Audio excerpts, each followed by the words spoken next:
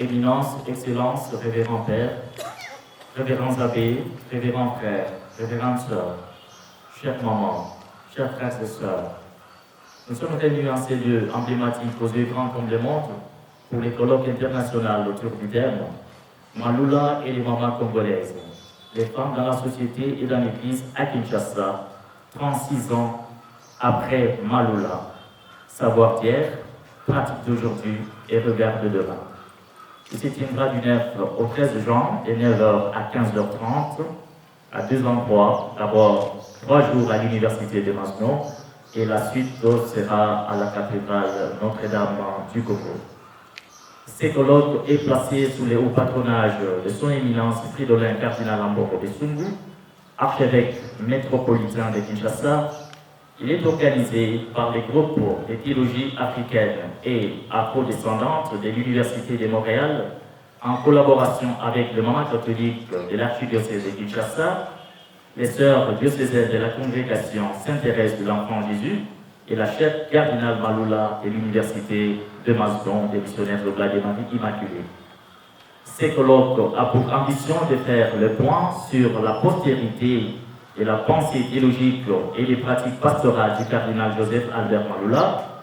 Il se focalise sur les rôles et les fonctions des femmes dans la société quinoise et dans l'église quinoise.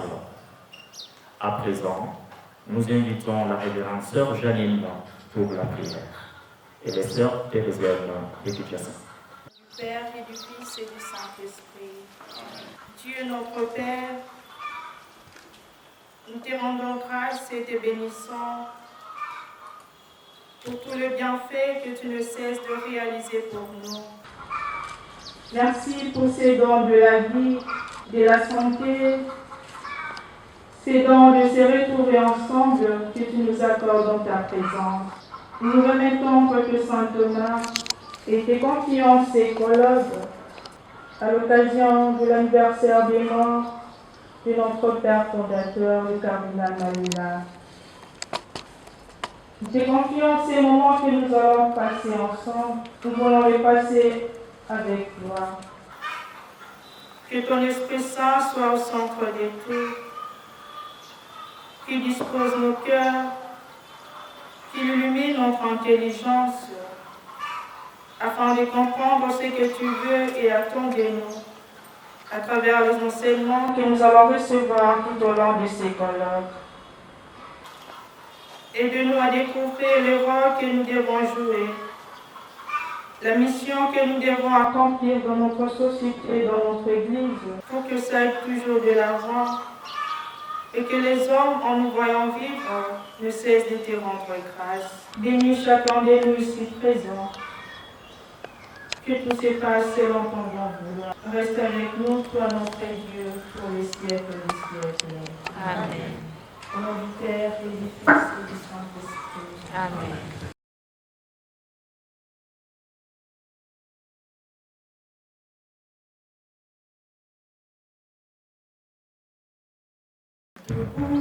Congolais, unis dans le sang, unis dans le fort pour l'indépendance. Tu viens mourir pour son époux, quoi oserais, Jean tout Tanzania, moi mani moi piko.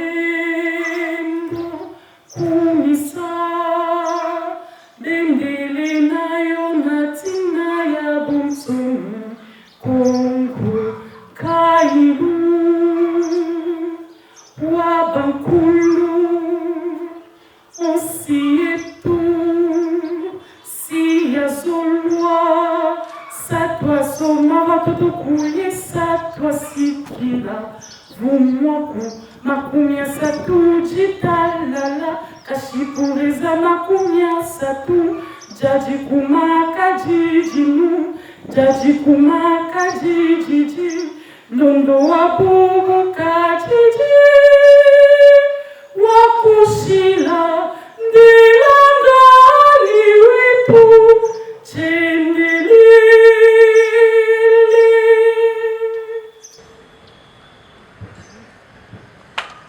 Éminence, Excellence, Révérend Père Provincial, des missionnaires global des Matres Immaculés, Révérend Père Vicaire Provincial, Madame la représentante de la ministre des Lectures, Révérend Père Recteur de l'Université de Masno, chers professeurs venus de partout, chers frères et sœurs.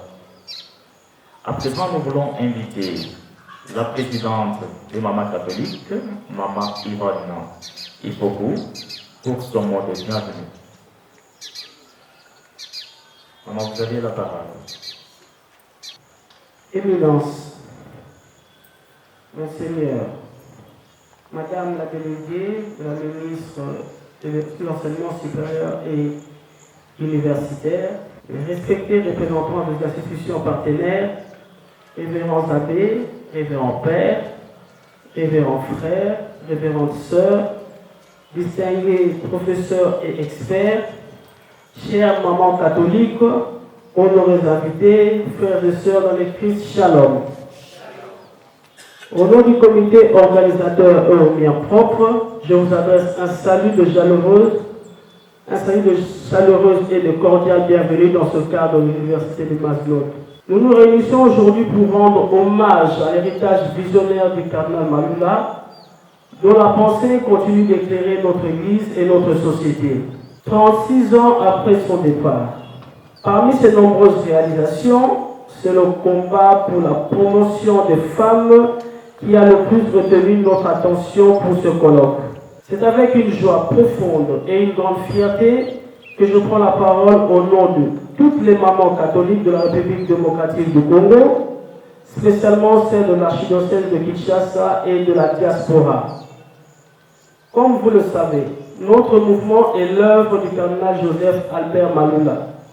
En créant ce mouvement, l'archevêque de Kinshasa, heureuse mémoire, voulait que la femme qui était réduite uniquement à son rôle de maternité ait la place qu'elle mérite au sein de la société congolaise et de l'Église qui est en République démocratique du Congo.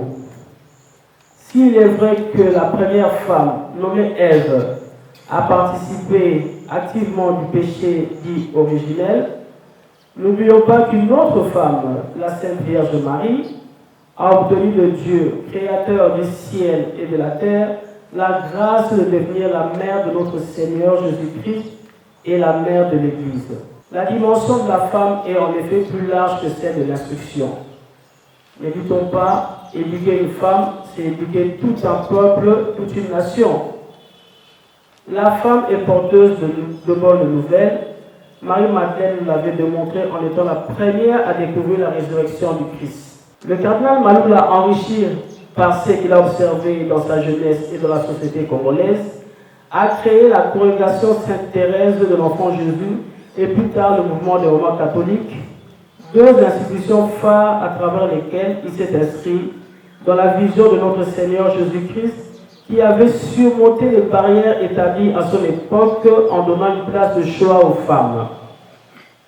Il a voulu démontrer que la religieuse vivant en congrégation et la maman évoluant dans un foyer sont toutes des femmes accomplies pour servir le Seigneur. Elles étaient aptes à marcher dans la sanctification pour le bien de l'Église, du foyer et de la société tout entière. Tant pour la congrégation Sainte-Thérèse de l'Enfant Jésus que pour le mouvement des mamans catholiques, il a été démontré plusieurs décennies après leur création que leur apport dans l'Église et dans la société est loin d'être négligeable. Leur participation à ce colloque international est un témoignage éloquent de leur savoir et de leur évolution en tant que réalisation du cardinal Malula. Ce colloque s'inscrit dans le cadre de la synodalité, marcher ensemble, savoir et accepter de travailler ensemble en tant qu'être, créature de Dieu. Et non par rapport au sexe. Devant le Christ, la différence n'a pas sa place. Nous sommes tous égaux. Le colloque ne se limite pas à la réflexion, il est aussi un appel à l'action concrète. Notre ambition vise la création d'un observatoire de la maman congolaise, projet qui traduira en acte notre engagement commun. Notre souhait est de voir cet observatoire devenir une vraie institution par laquelle la femme pourra s'exprimer en apportant son savoir au sein de l'Église et de la société. Je vous invite donc, toutes et tous, à participer activement en partageant vos idées, en tissant des liens solides et en faisant de ces journées un véritable creuset d'inspiration et de changement. Les différentes personnalités qui vont intervenir tout au long de ce colloque plancheront sur les rôles et les fonctions des femmes dans la société quinoise et congolaise ainsi que dans l'Église, l'apport des femmes souvent méconnues dans la société, la désolation, les humiliations, les invectives, les viols et autres violences sexuelles subies dans le pays et spécialement à l'Est, mais aussi leur lutte quotidienne pour la libération, la considération et l'égalité. En dépit de ce constat malheureux, les femmes font montre de force psychologique et spirituelle pour se relever et continuer la marche, Dieu les ayant dotés des aptitudes naturelles remarquables. Car dans son plan divin, Dieu s'est souvent servi de la femme, personne aimante, combative et déterminée. Éminence, Monseigneur, Madame la déléguée, Madame la ministre de l'enseignement supérieur universitaire, respectés représentants des institutions partenaires, révérends abbés, révérends pères, révérends frères, révérends sœurs, distingués professeurs et experts, chères mamans catholiques, honorés invités, frères et sœurs dans le Christ. Je saisis cette opportunité pour exprimer notre profonde gratitude à son éminence Fridolin, cardinal Ambongo, archevêque métropolitain de Kinshasa, pour son haut patronage et aussi sa vision sur l'égalité de l'homme et de la femme. Vision qui rejoint et perpétue celle de son illustre prédécesseur. En effet, Omnia Omnibus, devise de notre nouvel archevêque, prolonge bien les institutions du cardinal Malula sur la femme. Je remercie nos précieux partenaires, les sœurs thérésiennes de l'Enfant Jésus, les mamans Mibosa, la chère cardinale Malula de l'Université de Maslow et le groupe de théologie africaine afro-descendante de l'Université de Montréal. Au nom de Maman catholique, je me réjouis d'accueillir nos hôtes du Canada, d'Allemagne, d'Espagne, de la France, du Royaume de Belgique, du Maroc, du Bénin, du Congo-Brazzaville, du Sénégal, du Cameroun et du Kenya, et les remercie pour leur participation nombreuse. Et s'agissant de la RDC, je suis heureuse d'accueillir des conférenciers en provenance de Butembo, Kananga et le Congo central. Je souhaite à ceux de Kinshasa une cordiale bienvenue. Merci également à tous les intervenants et intervenantes, aux participants dont la présence marque et marquera la tenue de ce colloque. Guidés par l'Esprit Saint et éclairés par la pensée du cardinal Malula, nous nous réjouissons de la continuité de cette œuvre tout en travaillant ensemble, main dans la main, pour un avenir proche où les femmes, la société congolaise et l'Église s'épanouiront dans la justice, la dignité et la fraternité comme des vrais enfants de notre Dieu Tout-Puissant. Je vous remercie de tout cœur pour votre aimable attention, tout en souhaitant que nos travaux soient porteurs d'espérance pour le bien de tous. Merci. Dans le cardinal Ambongo, archevêque métropolitain de Kinshasa, Excellence, Monseigneur, Madame la déléguée de de Madame la ministre de l'Issu, professeur Ignace Ndonga Amadou, membre du comité d'organisation, illustre professeur, chère maman congolaise, chers invités, chères participantes et participants. J'ai ardemment désiré d'être au milieu de vous pour ce colloque combien important pour le Congo, mais aussi pour l'Afrique tout entière et pour l'Église, surtout en Afrique. Toutefois, les multiples engagements et les contextes actuels ne m'ont pas permis de faire le déplacement. Je me permets donc de vous rejoindre à travers ce message. De la Genèse à l'Apocalypse, la figure de la femme parcourt toute la Bible. Elle est au cœur du mystère du salut de l'homme. C'est Dieu lui-même qui a voulu que le salut de l'homme passe par la femme, car elle est la mère de tous les vivants. Genèse 3, 20. Ainsi comme l'affirmait le Saint-Pape Jean-Paul II, Dieu a confié l'homme, c'est-à-dire l'humanité, à la femme. En effet, dans le livre de la Genèse, Dieu fait de la femme l'être égale et complémentaire à l'homme, celle qui porte la vie, confère Genèse 1, 27 et Genèse 3, 15. Tout l'Ancien Testament est traversé par des figures de femmes qui ont marqué de leurs empreintes l'histoire du salut. Confère Exode 1, 17, Josué 2, 4, Juge 4, 4, Ruth 1, 1 et suivant, Esther 4, 7 à 9, 1 Samuel 1, 15 et suivant. Cette figure sera mise totalement en lumière dans le Nouveau Testament, car quand vint la plénitude du temps, Dieu envoya son Fils né d'une femme pour faire de nous des fils adoptifs. Galates 4, 4 à 5. Toutes ces femmes de l'Ancienne et de la Nouvelle Alliance trouvent leur réalisation en la figure de la bienheureuse Vierge Marie, la nouvelle Ève. Luc 1, 26 à 38. Ce colloque que vous avez voulu ambitionne de faire le point sur la postérité de la pensée théologique et des pratiques pastorales du cardinal Joseph Albert Malula, surtout en ce qui concerne la dignité, le rôle et la contribution de la femme dans la société et l'Église chinoise.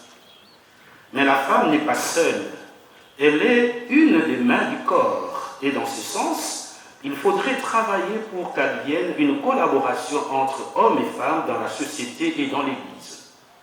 Le cardinal Joseph Albert Malula avait bien perçu et compris cette dynamique et il s'était appliqué pour que les femmes soient formées et engagées dans la société et dans l'Église. Il a ainsi cherché à promouvoir la liberté et la dignité de la femme dans le foyer, aussi bien dans la société que dans l'Église. Son combat qu'il a mené dans la deuxième moitié du XXe siècle trouve encore sa raison d'être dans notre monde du XXIe siècle. La République démocratique du Congo est le théâtre de plusieurs affrontements, conflits et guerres. Dans ce contexte, les femmes sont des cibles privilégiées. Le viol des femmes est même utilisé comme arme de guerre et leur dignité est complètement bafouée.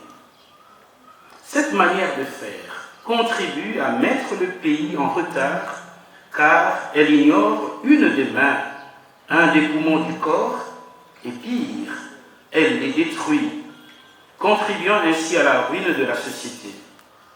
Au contraire, l'Église invite au respect de la dignité de la femme. Elle veut qu'elle assume pleinement son rôle, celui que lui a donné le Créateur en vue du bien de la société.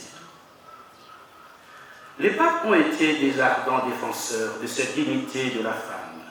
Ils ont voulu que la femme coopère pleinement au rayonnement de l'Église, au bien-être dans la société et au salut de tout homme, de toute femme et de tout l'être humain. Pour le pape Jean-Paul II, la femme est au cœur de l'événement salvifique. Dans l'esprit biblique et chrétien, il n'y a aucun doute. La femme jouit d'une égale dignité dans l'humanité avec l'homme. notre société connaît une conscience de revendication pour les droits humains et de façon spéciale celle des femmes. L'unité de l'homme et de la femme, la lutte pour la dignité de la femme ne doivent pas oublier la spécifique diversité, la vocation et l'originale spécificité de chacun. L'homme ne doit pas être fait femme et la femme ne doit pas chercher à se transformer en homme. Cela est contraire à la volonté du Créateur. La femme est donc appelée à conserver son identité et la richesse de son être, voulu par Dieu. Comme il n'y a pas de tête sans nuque et sans front, il n'y a pas de supérieur et d'inférieur, mais il y a de ressources différentes et complémentaires. La femme a donc le devoir de s'exprimer, de mettre en lumière ce qu'elle est. Personne ne peut mettre en doute que les femmes, comme le disait le pape François, ont un rôle primordial, fondamental dans l'annonce de l'Évangile et de l'éveil de la foi. Dans le contexte africain, et plus précisément à Kinshasa, l'œuvre des femmes est visible aux yeux de tous. Sans elles, l'Église s'affaiblit. Nous pouvons donc dire avec le pape François que la femme est la plus belle chose que Dieu ait créée. L'Église est femme. L'Église est un mot féminin. Il n'y a pas de théologie possible sans cette féminité. Si nous sommes conscients de cela, il doit y avoir un grand respect pour la femme. Conformément à la doctrine de l'Église, le pape François dénonce la culture qui réduit les femmes à des objets de consommation. En 2020, pour sa première messe de l'année en la basilique Saint-Pierre, il a déploré dans son homélie le fait que les femmes soient continuellement offensées, battues, violentées et poussées à se prostituer et à supprimer la vie qu'elles portent en leur sein. Le nouveau pape Léon XIV nous invite à construire des ponts et à œuvrer pour la paix. Quand il s'agit de paix, la question vous concerne de plus près. Qu'est-ce que les femmes catholiques font dans ce sens? Quelle est votre contribution? La douceur est féminine, la paix est féminine. Vous les femmes n'avez pas besoin de violence, vous n'avez pas besoin de paroles et de discours. Il vous faut poser des actes qui montrent que vous êtes épuisés, que les armes ne doivent plus crépiter en RDC, que les ressources de cette terre appartiennent aux fils de ce pays. Vos enfants qui sont déjà nés et ceux qui doivent naître encore ne doivent pas vivre le calvaire que vous vivez. Il faut qu'ils trouvent un pays pacifié, profitant des énormes richesses que le Seigneur a données à cette magnifique nation. Le pape Jean-Paul II s'adresse à vous en ces termes. À toutes les époques et à tous les pays, nous trouvons de nombreuses femmes vaillantes qui, malgré les persécutions, les difficultés et les discriminations, ont participé à la mission de l'Église. Il suffira de mentionner ici Monique, la mère d'Augustin, votre sœur d'Afrique du Nord, Joséphine Bakita, votre sœur du Soudan, Macrine, Olga de Kiev, Mathilde de Toscane, Edwige de Silésie et Edwige de Cracovie, Élisabeth de Thuringe, Brigitte de Suède, Jeanne d'Arc, Rose de Lima, Élisabeth de Seton et Mélois. Les témoignages et l'action des femmes chrétiennes ont eu une influence significative dans la vie de l'Église comme aussi dans la vie de la société. Même face à des graves discriminations sociales, les saintes femmes ont agi librement, rendues fortes par leur union avec le Christ. Cette union et cette liberté fondée en Dieu expliquent par exemple l'action importante de Sainte Catherine de Sienne dans la vie de l'Église et de Sainte Thérèse de Jésus dans la vie monastique. Les femmes ont le droit et le devoir d'intervenir dans la vie ecclésiale et sociale, éducation, enseignement, santé, politique, etc., afin de donner leur précieuse contribution. Autrement, le vide qu'elles laisseraient conduira la société dans un véritable trou des manques d'humanité. Il n'est donc pas permis à aucune personne d'être un obstacle pour cette participation féminine. Aucune femme ne doit se faire spectatrice de la vie de la société congolaise et de l'Église. Vous pouvez et vous devez être le ferment nouveau pour que la patte de la société congolaise nouvelle se lève. Je souhaite un fructueux colloque à toutes et à tous et je formule le vœu pour que ces travaux ouvrent le chemin d'un engagement total et incisif de la part des femmes dans la vie de l'Église et de la société, surtout en Afrique et en République démocratique du Congo. Signé José Tolentino, cardinal de Mendoza, préfet. Je vous remercie. Merci beaucoup, Nicolas Béchu, pour cette lecture. Messieurs les abbés, révérends pères, révérends sœurs, chère maman catholique, distingués professeurs et partenaires du colloque, chers frères et sœurs dans le Seigneur, sans oublier les étudiants, je suppose qu'ils sont là aussi. C'est avec une joie profonde et une espérance ravivée que je prends la parole ce matin pour l'inauguration solennelle de ce colloque international placé sous le thème que nous connaissons, les femmes dans la société et dans l'Église à Kinshasa, 36 ans après Malula. Savoir d'hier, pratique d'aujourd'hui et regard de demain. En rendant grâce à Dieu pour cette occasion providentielle, je voudrais avant tout saluer vous tous qui participez à ces assises, ainsi que les différentes délégations venues de divers horizons. Ma gratitude s'adresse particulièrement aux organisateurs, aux différents conférenciers qui vont intervenir, aux partenaires ainsi qu'aux bienfaiteurs qui ont rendu possible ce jour de réflexion. Ce colloque ne se contente pas d'honorer la mémoire prophétique du cardinal Joseph Malula, il s'inscrit dans le prolongement vivifiant de son projet pastoral d'une Église inculturée.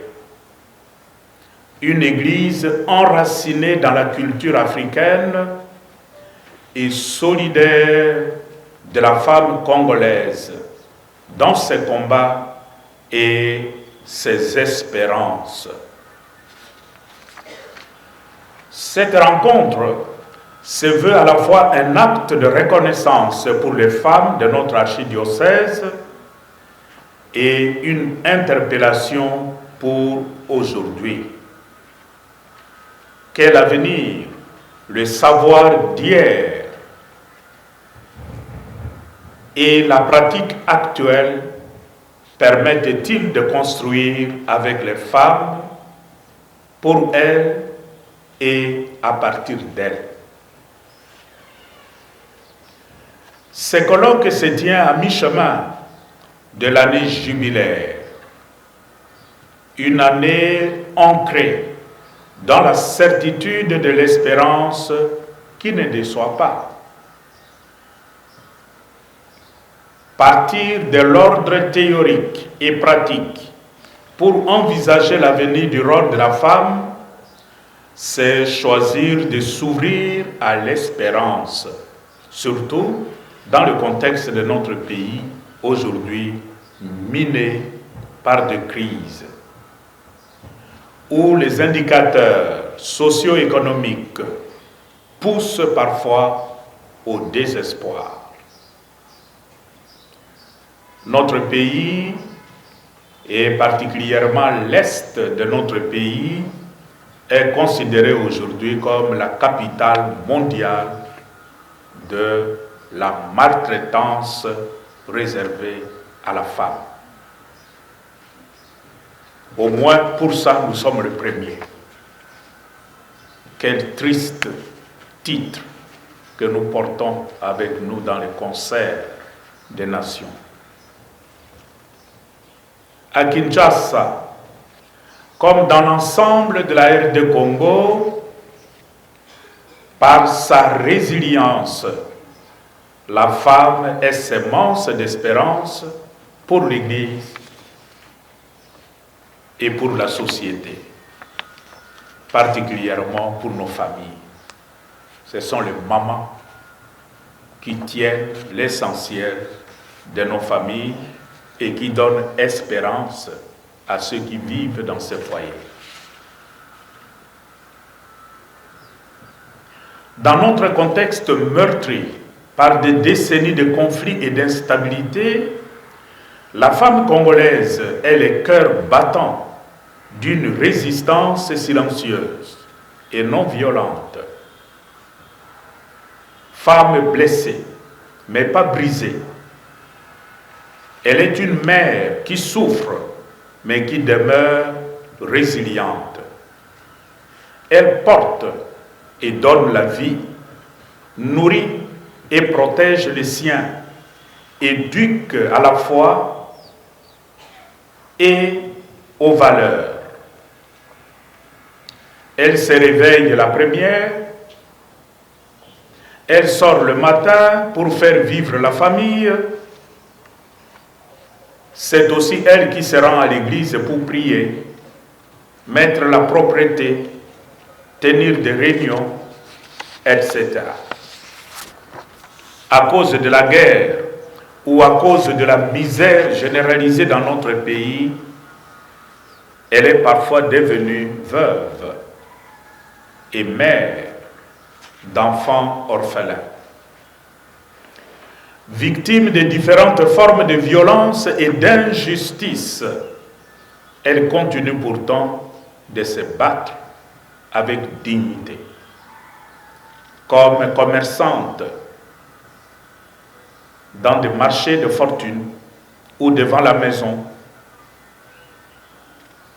enseignante avec un salaire de misère, fonctionnaire sans reconnaissance ni promotion parce qu'elle est femme, etc.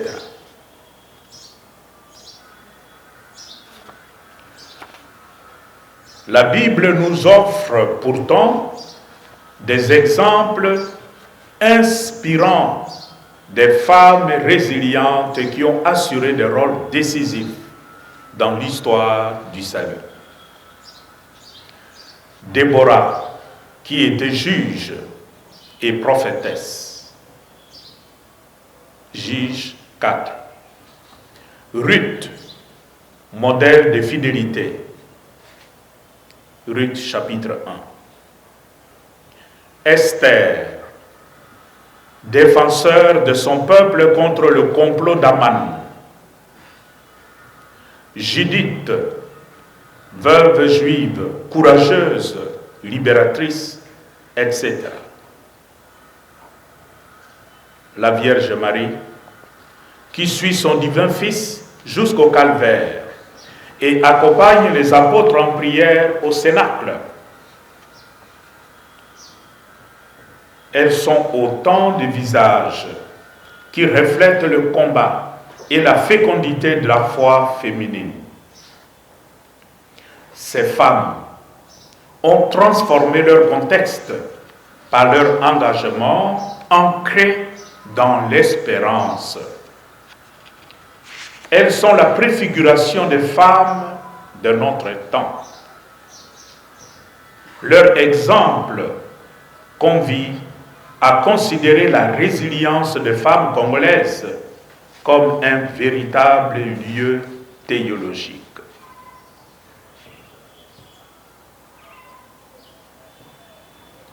La résilience de la femme congolaise indique clairement la lutte qu'elle mène pour conquérir et préserver sa dignité.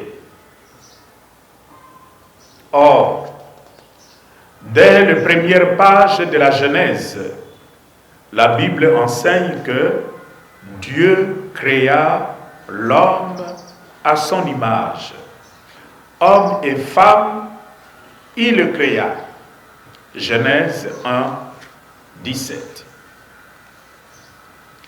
Cette égale dignité fait que l'homme et la femme sont appelés à être co-responsables en société, dans la famille et dans l'Église. Cette vérité est le fondement de toute réflexion sur la femme. Ça ne sert à rien d'aller plus loin si nous ne partons pas du point de départ.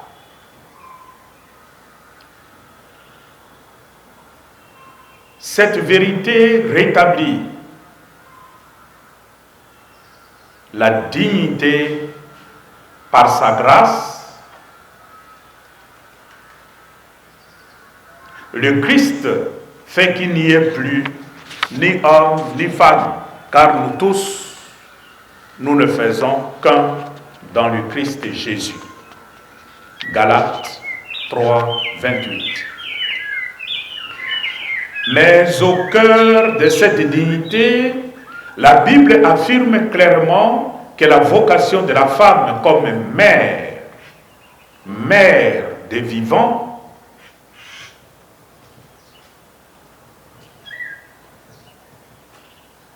Genèse 3, 20.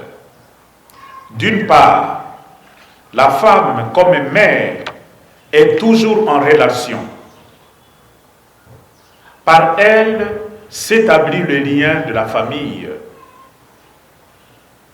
Et d'autre part, seule la maternité recèle la possibilité de la vie et donc de toutes les autres formes de responsabilité et d'engagement que prend la personne.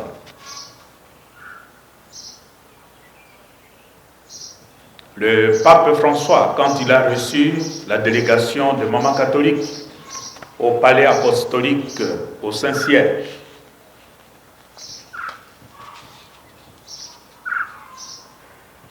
les mamans se sont présentées d'abord en présentant le nom de leur mouvement comme Maman catholique. Ensuite, quand le pape a pris la parole, il était tellement impressionné par le nom Maman catholique. Et le pape François de dire, j'aime beaucoup votre nom, Maman catholique. J'aime beaucoup ce nom-là. Et considérer que l'Église, notre mère, est une femme.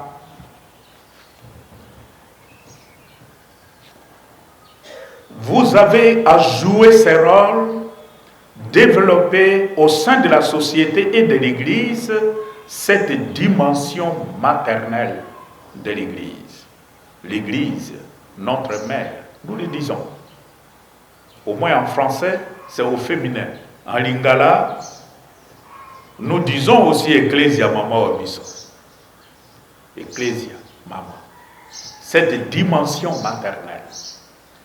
Et souvent dans certaines luttes, dans certains combats, pour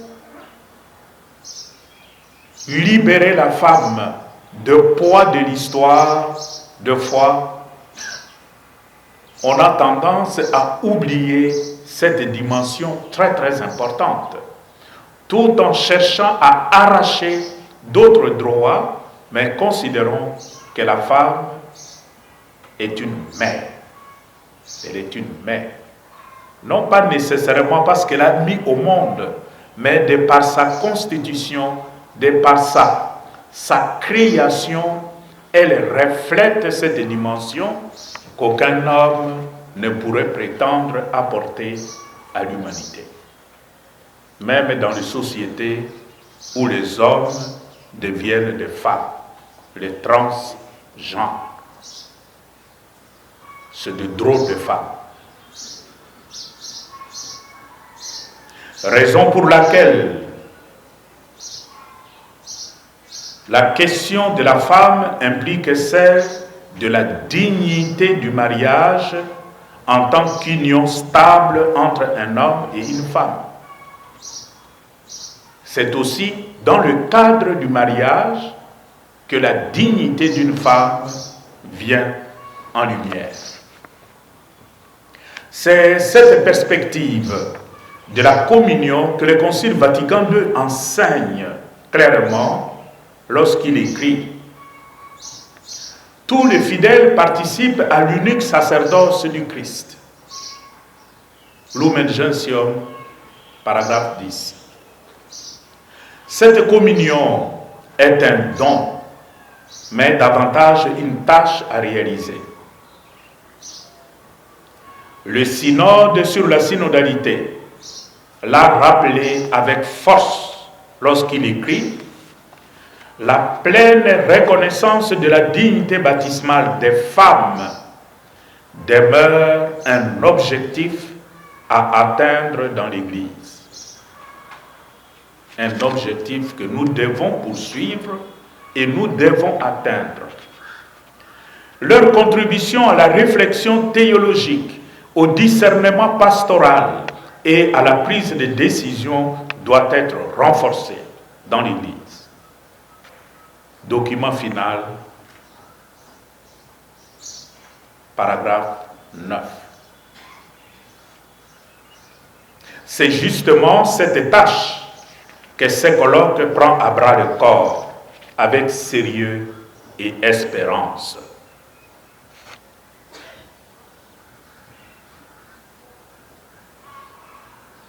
En lien avec la thématique de ce colloque, l'héritage du cardinal Joseph Albert Malula invite à un engagement pour la reconnaissance de la dignité de la femme au bénéfice de la co-responsabilité dans la société et dans l'Église. Cette tâche supposait l'engagement au service de la formation et de l'éducation de la jeune fille et de la femme. 65 ans après l'indépendance, la situation a beaucoup changé. Beaucoup de filles vont à l'école. Mais les défis demeurent. Face à des défis, la résilience ne doit pas être passive, mais positive. En aidant les femmes à prospérer, à s'épanouir, à changer leur situation, à se doter de moyens d'une réelle croissance et de développement durable. Résilience, mais non pas résignation. C'est en continuant de protéger la vie et en réclamant pacifiquement ses droits que la femme peut travailler plus efficacement à la restauration de la paix. En réalité, par sa résilience, la femme congolaise est le pilier discret de notre économie, la mémoire vivante de nos cultures, la première éducatrice de la foi et des valeurs, l'artisane silencieuse de la paix et du bien vivre ensemble, etc. 65 ans après l'indépendance, elle est capable de prendre la parole. Et elle doit prendre la parole. Dans ce sens, cette rencontre qui donne la parole à la maman congolaise et porte sa parole non pas comme un geste de bienveillance, mais comme une exigence évangélique de justice et de vérité. Et c'est l'orientation actuelle de l'Église universelle. Donner de plus en plus de rôle à la femme, non seulement dans la société, mais aussi dans l'Église et dans le processus de discernement et de décision. Même dans le processus de formation de futurs prêtres, nous devons nous assurer que les femmes jouent un rôle dedans. Puisse ces colloques être un temps favorable pour raviver notre engagement à bâtir une Église pleinement synodale et à travailler pour le respect de la dignité de la femme dans notre société et dans notre Église. Je vous remercie.